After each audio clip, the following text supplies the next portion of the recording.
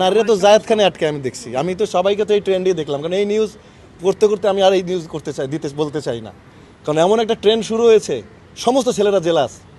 আমেরিকাতে কি এমন হয়েছে, এক ছেলে আমাকে খুব বাজে কথা লিখছে আমার ছবির নিচে, সাথে সাথে তার ওয়াইফ এসে আমার ইনবক্সে লিখছে কিছু মনে করেন না, আমি বেশি ফ্যান দেখে আপনাকেও জেলাস করে লিখছে।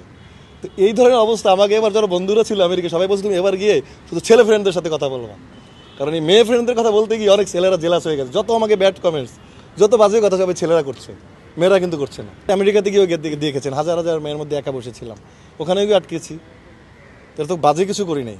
আমাকে আমেরিকাতে আসার পর একটা কোনো বাজে কিছু এসেছে আপনাদের কানে বলেন যে জায়েদ? আর আমার কিন্তু একদিন না 1.5 মাস, কিন্তু আমি যেটা মানুষ 10 বছরে করে ওটা কিন্তু আমি 1 মাসে সমস্ত স্টেট ঘুরে আসি। আমি প্রথম দিনই কিন্তু লিখেছি যে আমি আমার অ্যাওয়ার্ড বাংলাদেশিদের জন্য উৎসর্গ করলাম। আপনি অবাক হয়ে যাবেন, সেই ইউএনের ভেতরে যে ফ্ল্যাগ, যেখানে বিভিন্ন ধরনের জাতিসংঘের যে মহাসচিবরা দাঁড়ায় বা যেখানে বিভিন্ন ধরনের রাষ্ট্রদূত দাঁড়ায়, সেখানে